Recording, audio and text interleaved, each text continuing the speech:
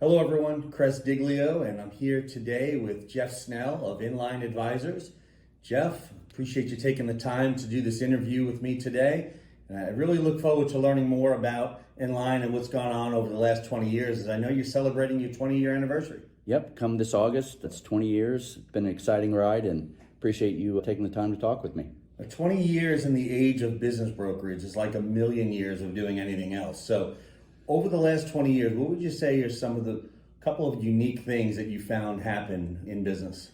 Well, certainly both of us found that the International Business Brokers Association was a resource that provided education and credentialing that we've both been highly involved in, that without having that relationship probably would not have been able to serve the clients the way that we have and been as successful as we've been over the years. Well, you service the clients, and obviously you do a great job of it, or you wouldn't be around 20 years and continue to grow like you're doing. But what is your secret to success? What makes ENLIGN different than everybody else? Well, I don't know that it's my secret to success, and I know there's a lot of other people in the marketplace and members of the IBA that have the same commitment that I'm about to share with you, but it's always putting the client first. The client's best interest is paramount, and there's zero exception to that.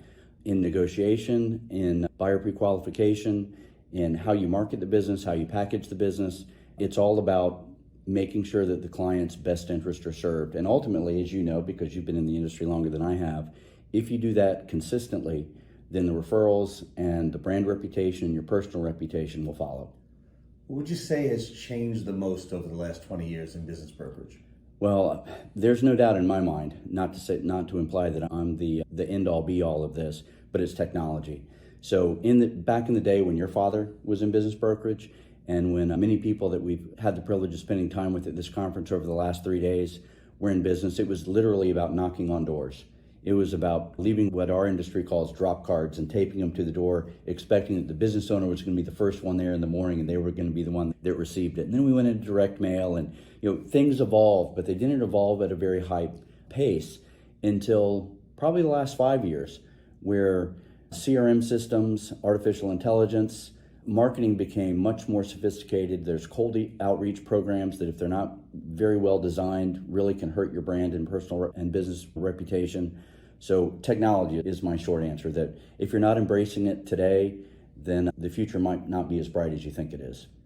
So 20 years later at ENLIGN, has your customer base changed, your clientele? Are there certain size deals that you're working on now? Is it different than when you first started? Oh, well, everything has changed. So when I started, I was me. ENLIGN and Jeff Snell were equals. Yeah. There was no differentiation. But I was very fortunate over the years to have people reach out to me that I think appreciated the approach, the professional services model that we were attempting to bring to the market, that wanted to be a part of the team. So we now have 6 full-time brokers. 2 of them happen to be full-time attorneys as well.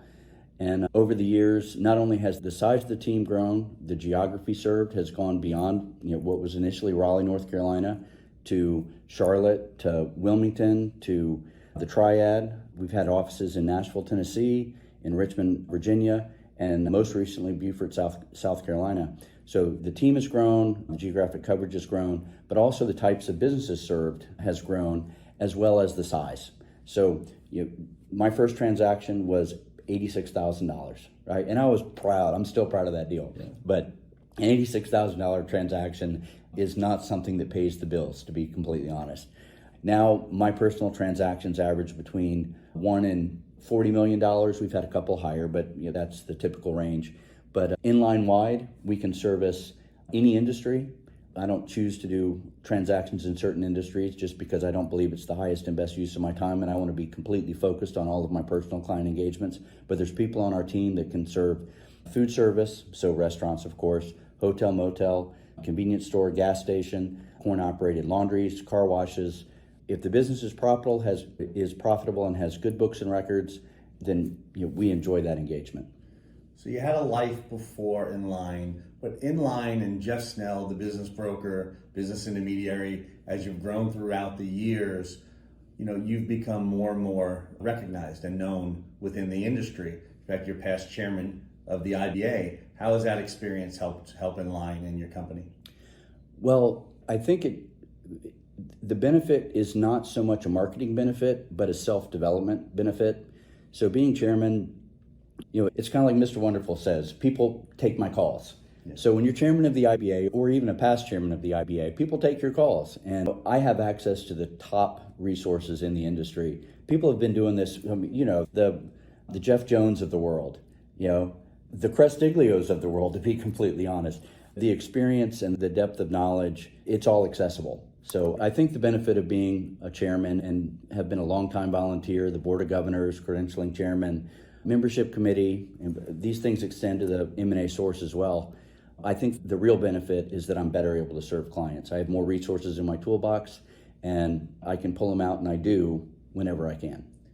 So we know how ENLIGN gets started. We know how we got here today. But where's ENLIGN going? What's the future hold? Well, it's a great question. I wish we had written these questions down so I could have been prepared for them.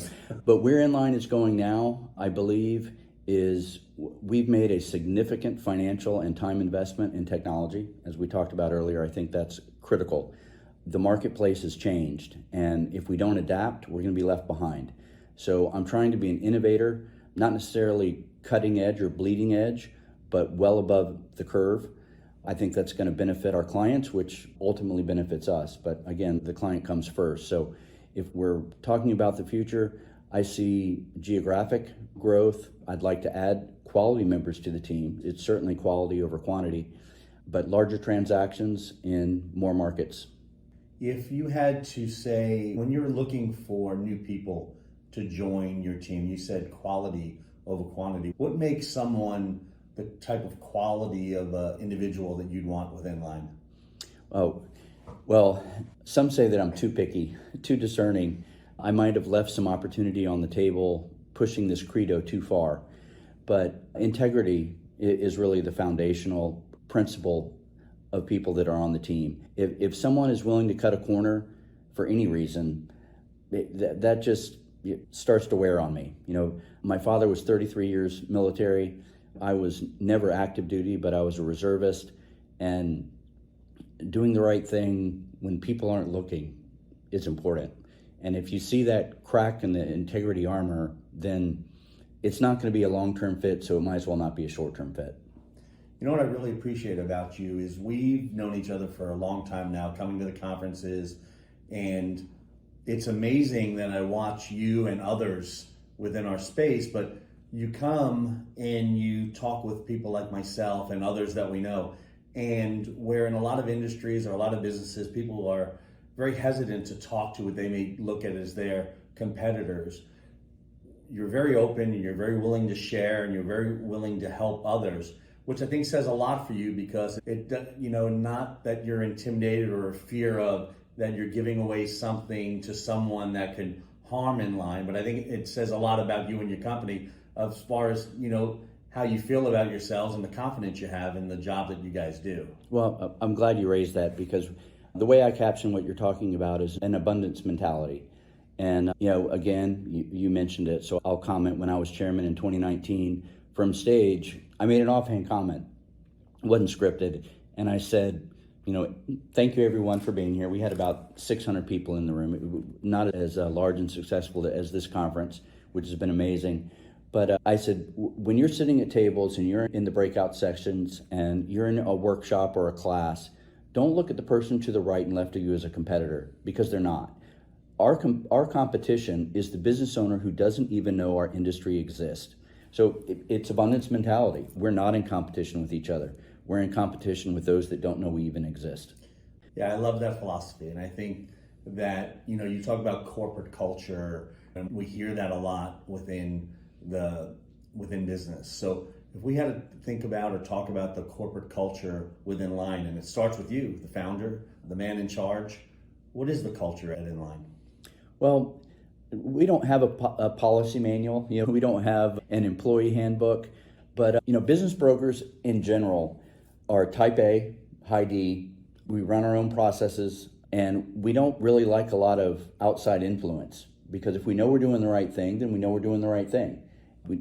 My guys, right now all men, don't need a lot of direction. They don't need any direction, to be frank. I mean, they're independently successful, and I'm just blessed that they've chosen to affiliate with my firm and engage with me with client issues when they need to. So I would say that our culture is everybody's already successful, but we're choosing to work together. And of course, they have expectations about resources. Again, harkening back to the part of the conversation that we talked about technology, they expect that I take the lead in providing them the tools and the resources that are going to make them most successful. And those resources are, technology is a very broad umbrella, but as it relates to process management and marketing specifically. Now, business brokers by nature are not shy individuals. So we like to share stories, and we're happy to share them and tell them. So why don't you share with us a little bit about maybe a deal that might have been your most challenging, or maybe your most entertaining, or the most meaningful to you? I'm sure there are several stories within that one loaded question that you could share. Yeah. I'd love to hear a story. Well, it is a loaded question, but I enjoy it because I have a loaded answer, I guess. And it actually all might be encompassed in one transaction. So I was very fortunate to be referred by a business owner's bookkeeper. They found me on Google. This is, back before the SEO, SEM, all the complex marketing that we have to do today to be successful. And the husband and wife owned an auto repair business. And, I took the meeting. We always take the meeting. Sure. But I work out of my home, so my office is on the fourth floor. So our conference room is the dining room. So we're sitting in the dining room, and it's the husband and the wife, the CPA, or the bookkeeper, and myself. And I think I'm selling an auto repair business, right? Well, he starts telling the story about how he's noticed that he's losing business to hybrid electric vehicle owners because he doesn't have an ASE certificate. Nobody in his shop does to work on hybrid electric vehicles. Right? And he shares with me that he's gone to North Carolina State. He's gotten his ASE certificate. He can now work on hybrid electric vehicles. And I'm thinking, okay, this is great, but where's this going, right? Yeah. And he says, when I was in the course, I was asking the instructor questions about, well, why do we do this step? Why is it done in this order? And the instructor was like, this is just the way it's done. Yeah. Well, my client was having none of that, right? He's very intelligent and curious. So he went back to his shop in Sanford, North Carolina, and bought 8 hybrid electric vehicle batteries from Toyota, used ones that had been returned either under warranty, but they were essentially dead batteries, right? Needing to be recycled. And he pulled them apart and he put them in order of amperage. So there's 200 cells in a battery. He had 8 of them, so that's 1,600 batteries. So you can see, doing this with a Sharpie marking on them. And it in my deal case is one of these with a number on it. So he put them in order from lowest amperage to highest amperage, and then he reassembled them 200 at a time. Okay. And he realized, he didn't realize, what he found was that used battery, once recharged, would run 30% longer than a new one. Now, think about this industry. You've got Toyota and you've got Honda. If either one of them can say, our car runs 30% longer on the same charge than our competitor, that's a multi-billion-dollar difference, right? Huge. So Toyota's calling him at this 10-bay shop in Sanford, North Carolina, saying, we want to schedule a plant tour. And David, my client's calling me. He's saying, Toyota wants to schedule a plant tour. I said, David, you don't have a plant. You have a 10-car, no disrespect, of course, what you've stumbled upon or what you've created. He didn't stumble upon anything. He was self-made. But what you have here is huge. And we're not going to disclose this to Toyota. We're not going to disclose this to Honda. And I referenced the Ford story about the intermittent windshield wiper that was in litigation for 20 or 30 years. We've all seen the movie. It was incredibly entertaining, but sad for the inventor. And I didn't want my client to be that inventor come modern day, 2019 or 18 or whenever it was. So I said, we're not looking at selling to a multi-billion-dollar global corporation like Toyota or Honda. We're going to focus on the automotive distribution market, which in Raleigh, North Carolina at the time, General Parts, which is CarQuest, or was CarQuest at the time, was locally headquartered. And from a prior technology company, I had actually done some business with them. But unbeknownst to me, they themselves were in the process of selling and were not interested in acquisitions. So we had to pivot to another distributor. This is all public information because they're a public company, so I'm not talking out of school. But Dorman Products at the time was worth about $96 billion. They had 7 global automotive parts distribution facilities. And their differentiator was their parts were not just replacement parts. They were in some way better. And not cheaper, but in some way better. So if it's A headlight, it lasts longer. If it's a battery, it runs longer. If it's a tire, you get it. Everything is enhanced in some way. So I'm talking with their business development director, and he's like, this is intriguing. We don't necessarily believe it. 30% is a big claim, but Sure. This is interesting. So they came down, ultimately purchased the company. And probably the most intriguing part of that story was the last phone call I had with him, still to this day. I haven't spoken with him since this phone call. I remember I was walking around the island in my kitchen, fairly nervous, because this is the BD director for a $96 billion publicly traded corporation. And he said, so what are we going to have to pay for this? Because no matter what, to them, it was a rounding error, right? It really didn't matter. And I said, 29.3 times seller discretionary cash flow.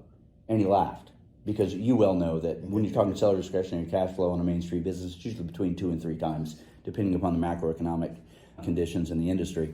But so I'm at 29.3. And he said, well, where did you come up with that? Because, of course, that's not a round number. And I said, well, that's your PE ratio. And he said, that's not how it works. And I said, get your CFO on the phone. Now, where that came from, I don't know, because I usually don't have that kind of gumption. But it was a friendly relationship.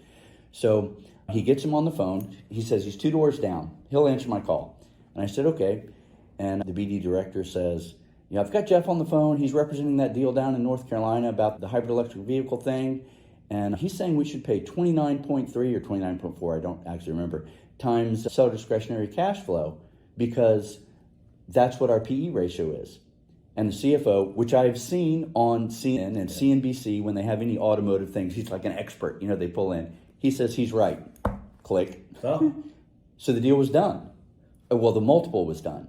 So from there, he says, do we have a deal? And I said, well, I actually have one more ask. And he says, what's that? Actually, I think I know what it is. So there had been a carve out on the existing sales so that there was no royalty due to the seller. It was $300,000 for 5 years, and it was going to increase by 5% a year, meaning that he would not be paid on 5% more per year, because that was organic growth. This is very conservative. We're going from 10 bays in Sanford to 7 global distribution centers, right? So it didn't matter what that number was. And he said, I think you want the 5% to go away. And I said, well, actually, I want the entire carve-out to go away, meaning that he would be paid royalties from $1.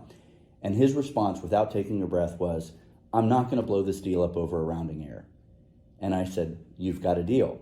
Well, the difference was I had done the math, and he hadn't. Yeah. And the royalty over that 5-year period, with all the variables, there were other variables on the table in the agreement, was $473,000 more for my client, where the commission was only $525,000. So when I called him and he said, I thought you were going to blow the deal up. I said, I don't blow deals up. And if I had blown the deal up, all we would have done is you'd have had to call him back and say, hey, I'm willing to do it the way I proposed it before. But so to answer your question, most interesting, exciting, and rewarding, that's certainly, if not number one, in the top 3. Well, that's a great story.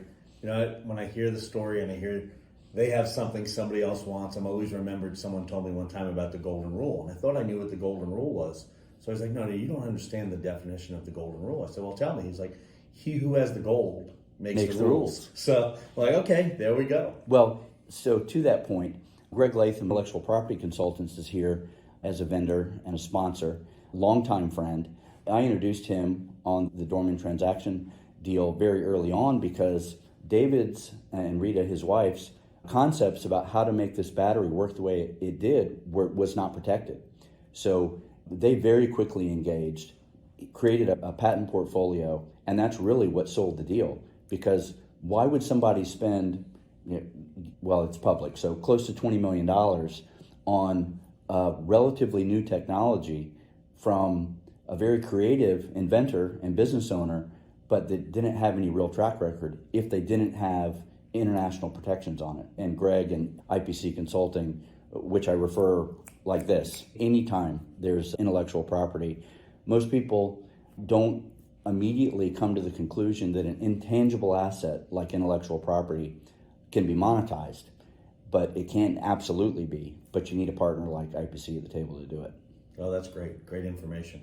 So let's shift gears a little bit. We're far enough beyond COVID where it doesn't hurt anymore or make us have that little nervous twitch, but still close enough for us to remember. It's not that far, long gone. So if you look at the time of COVID and coming out of COVID, that gave a lot of us an opportunity to reflect, to look, to learn more about ourselves, our company. What was your biggest takeaway coming out of COVID?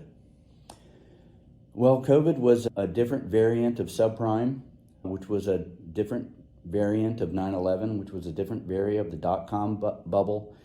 So I think the takeaway is that there's always a challenge. I love to say it's not original, but the cliche is if it were easy, everybody would be doing it. And what we do is not easy. And it's compounded by external factors, macroeconomic, political.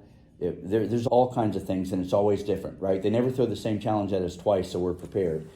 But I think it's really all about being willing to acknowledge that we're in a space that's very fluid, and an industry that when I got into it, as we started this conversation about 20 years ago, come August, was not evolving very much. If you treated people right and you understood how to value businesses and you had some brute force willingness to market, you would be successful.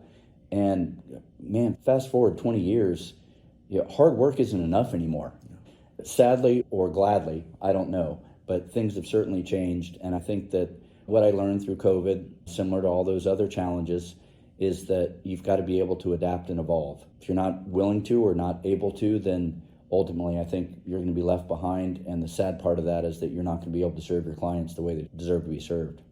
Yeah, it was a long time for us to sit back and reflect upon ourselves, our company, and what we're doing and how we're going to do it and what we'd like to do again. So I know we appreciate the time and the market that we have now than maybe we did, going through that, because everyone, depending on where you live, you were locked down and there was not much you could do. So now we're out of that. Talk today about today's market. What are you seeing in today's market? Well, this is very timely, and if somebody's watching this 5 years from now or 10 years from now, it won't be relevant anymore. But today what I see is we're still in the long tail of the baby boomers. I have many clients that are literally late 60s, early 70s, mid 70s, and a few that are in their 80s that have been holding on through these dot-com bubbles, through these 9/11s, through these subprime, through these COVID, saying, well, my revenues are down and I don't want to sell it I want to sell it at my peak. Well, of course, that's human nature. I appreciate that. But the problem is when we hit one of these macroeconomic speed bumps, not only is their revenue down, their multiple is down. So it's like a double whammy adverse impact to the value of their business. But what I'm seeing today, which is May 2023, is that we have a lot of seller interest. The seller interest is being driven by true retirement because of their age. In my opinion, which is just an opinion, the leadership in the United States as far as pro-business or anti-business, most of my clients feels with the regulation and taxation is not a favorable condition. We compound that with inflation and high interest rates, and a lot of people are throwing their hands up effectively or essentially and saying, I wanted to hold on. I wanted to get the revenue back to where it was at whatever year ago. I want to have the higher multiple that I know is that range that you've given me as a consultant, but I don't have the gas in the tank to carry it any forward. Let's go ahead and get to market. Let's do a fair transaction. That's where I see where we are today, for better or worse. So that's a good segue into my next question. Someone's watching, they're in your area that you cover, and they're deciding, well, I own a business. What's the right time? Should I call Jeff now? Should I call ENLIGN? How do I know? How do I know what the right time is? And when should I be preparing for this exit that I might have one day? Yeah, well, I appreciate you're kind of throwing the line into the call to action. I appreciate that. So, but the honest answer is you can't start planning early enough. Now, the reality is, I think it's the same as in your practice, the majority of people that contact us that are wanting to have a conversation about an exit or selling are ready. It's not it's not a proactive conversation of, I'm 3 to 5 years from wanting to sell. What should I be doing? Now, we would welcome those calls, Sure. right? Because we have a lot of value to add. But the reality is, in the vast majority of cases, they're ready to sell. So obviously, if something has happened in our industry, we recognize there's 7 different life experiences that lead someone to want to sell or need to sell, and the majority of them are actually on the need side. Yeah. So when to reach out is when you feel like it's time to reach out. If you're asking yourself, should I call? Then the answer is yes, you should call. We have the bandwidth and the willingness to help, whether it's 5 years away or 10 years away. I have clients that have been in my funnel for the better part of 20 years because the conditions for which they wanted to sell have not been reached yet. There is no waste of time when it comes to engaging with a business owner. And if you're a successful entrepreneur and you do all the things that you know in your industry, in your space that you should be doing, and you've built a quality business, then we want to have a relationship, whether it's very early in the process or in some fortunately limited circumstances. If it's an urgent circumstance, we're here to help. So there should be no reservation about reaching out. So I'm going to ask you what some might consider an unfair question, but I think it's a fair question, because if you can't answer this question, it makes it really difficult for someone to want to have the confidence in you they should. So you have other competitors in the Raleigh area, in the North Carolina, and the territories that you cover. So if someone's sitting out there listening to the interview and they're determining that they want to sell their business, they're ready, and they're going to call, why would they call ENLIGN and Jeff Snell? Well, hopefully because our marketing has worked and the personal brand and the professional brand or the business brand has been ingrained. Like most business brokers and lower middle market advisors, we get the vast majority of our business by referral. And when a business owner says, I worked with ENLIGN or I worked with Jeff and this was my experience, then they're not likely to call anybody else. Sure. And in all fairness, that's the same for our competitors. I don't want to call them competitors. Now, North Carolina is an unregulated state. Now, I know you're from Florida. We're here in Florida today for this conference. Highly regulated state. Yeah. But in North Carolina, my 13-year-old daughter could say I'm a business broker, and nobody could contest that. You don't have to have any experience. You don't have to have any education. You don't have to any credentials. You don't have to have a real estate license, which, of course, is one of the foundational requirements in Florida and many other states. So operating in what some might call the Wild West of business brokerage, referrals are very strong because most people will trust a referral over a Google review, for example. So we talk about the confidence a client has in the company or the individual that they call. And in your state, you said it's not regulated. And so to me, that scares me. It's like it's the Wild West. So to me, it's even more important when you call someone, you look at them and they have the professional credentials and the certifications, the CBI, the M&AMI. You're right now in the very first master CBI program. You're going to be the first group of people to ever achieve or have or say they're a master CBI. Talk to us about that and why that's so important to you and to the people that are looking to hire you, your clients. Well, this is going to be an answer that you surely did not anticipate, but this goes back to before I decided to start the firm. I had a computer system integration company called Systech Systems. We had 5 divisions. I'm not going to bore you on that, but I was really proud. It was young. I started it when I was in my 20s. It had come from the Hitachi hard drive acquisition that IBM had done. So this is Research Triangle Park in North Carolina. IBM's one of their global headquarters. And they were looking to leave corporate, had looked at 9 different businesses. 5 of them had been represented by business brokers. Of course, they ultimately bought mine. And after the business was sold, a former client of Systech was Business Leader Magazine. And Dan Davies and Martin Seligson were the sellers. Dan and Martin said, we want to do a story about this in Business Leader Magazine. Well, it made perfect sense, right? A small business being sold, Business Leader Magazine, a business leader, generally a business owner. So sure. So the editor writes the article, well-written piece, and we're asked to go downtown to a third-party photographer studio for some photography, and we do all that kind of stuff. It was actually kind of fun. And when we're leaving, the 2 buyers, Larry and David, Larry was the principal buyer, said, well, what are your plans? And I said, well, I really don't have any plans. I didn't have any plans, so I didn't have an honest answer. I just told them I really don't have any plans. And I said, why? It was probably the first inquisitive question I had asked of any relevance in my life. Why do you ask? And the answer was life-changing for me.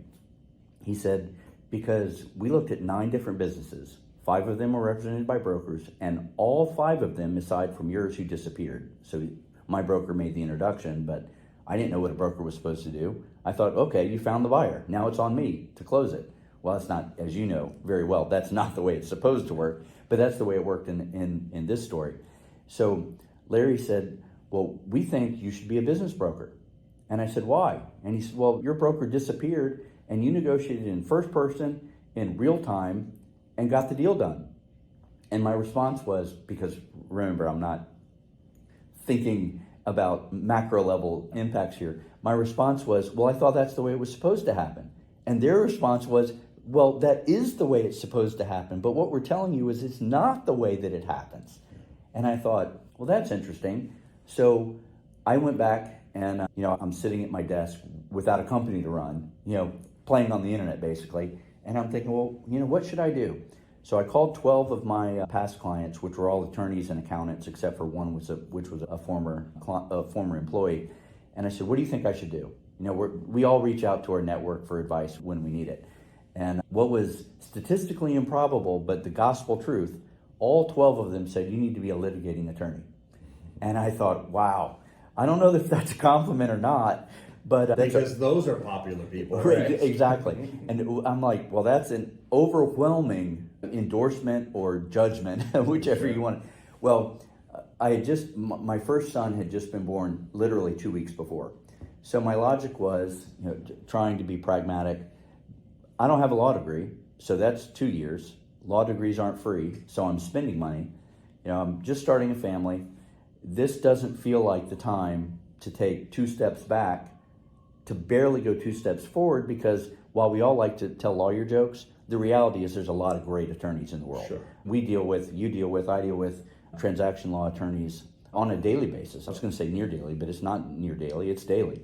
And there's a lot of good legal representation available. So I'm like, well, how am I going to be the Shapiro of law, starting 14 years late or 16 years late after I have a law degree? Well, the answer is you weren't. It's not going to happen. Plan B. Yeah. So, Plan B, which very quickly became Plan A, was business brokerage. Because what do I enjoy? I enjoy talking to decision makers. The C-suite, I love it. So I started thinking very seriously about business brokerage.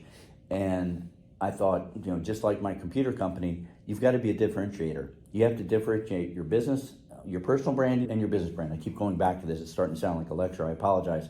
But when I had my computer company, the way that I spoke with business owners was, back in the day, and I guess it's still somewhat true, but back in the day, I mentioned 5 divisions. So we did hardware and software, networking, voice over IP phone systems, which were bleeding edge, website design, and I actually owned an internet service provider that did dial-up and DSL. We had a couple T1s, but it was a long time ago. And a business owner's biggest frustration was when something didn't work on their network, they would call the hardware people, and they would blame the software people, and they would blame the internet people, and they would blame the web design people. And nobody took responsibility for anything. So I walked in and very simply said, if it has a power cord and it doesn't make coffee, it's my responsibility. I worked very successfully. So in business brokerage, but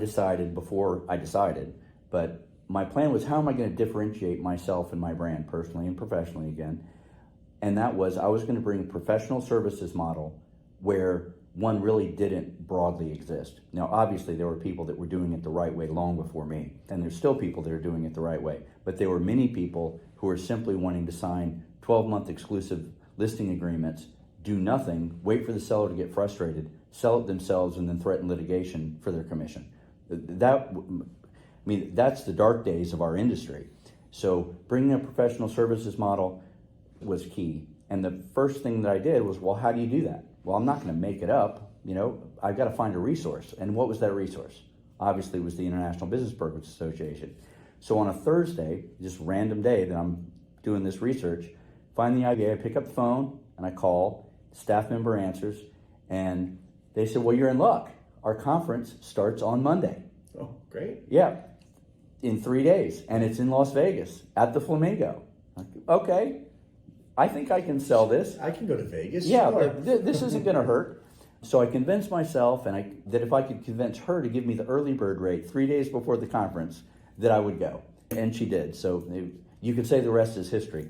But I went to the conference. I was in the first break of course 201 at the 2-hour mark, and I stood up and I literally walked into the hall and almost bumped into Dan Hall, who was the chairman. Sure. Remember it like it was yesterday. And I thought, this is it, right? So I guess 15 years later, I was the chairman. I've served on the board, like you, fellow of the IBA, Tom West Award, all the accolades.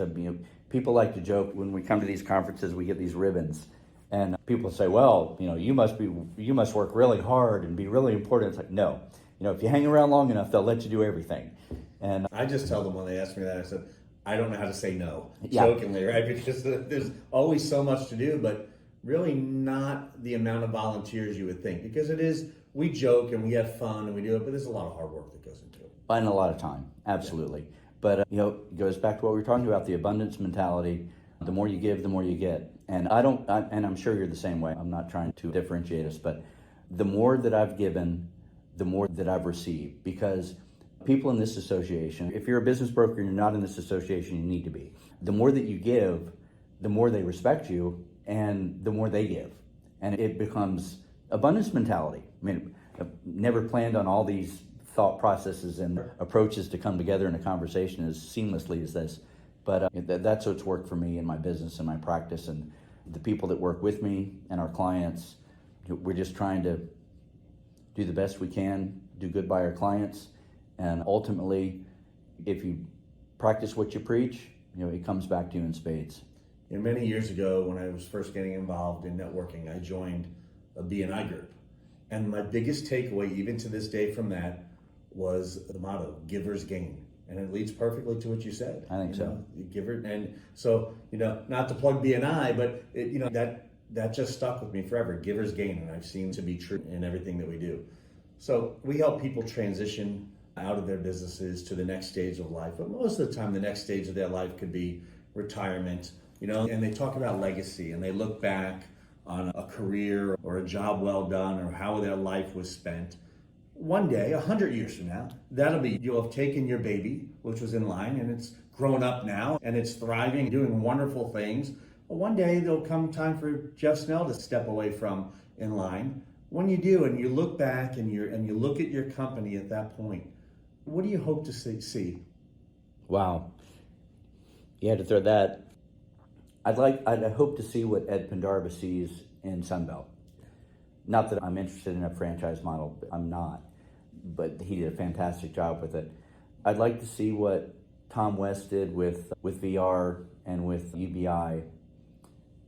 I'd like to see what Peter King further did with VR and just creating an organization that made a difference. Yeah. And from a client's perspective, when they transition out of their business and they move on to the next stage of their life, what are your hopes as the founder of ENLIGN, their takeaway from their experience with your company? I want them to feel like they were treated fairly, that they got the best possible terms and conditions that they could, that they weren't taken advantage of, that their interests were not subrogated to anyone else's, the buyers or the brokers or the attorneys or any of the other stakeholders at the table. I want to earn their referrals.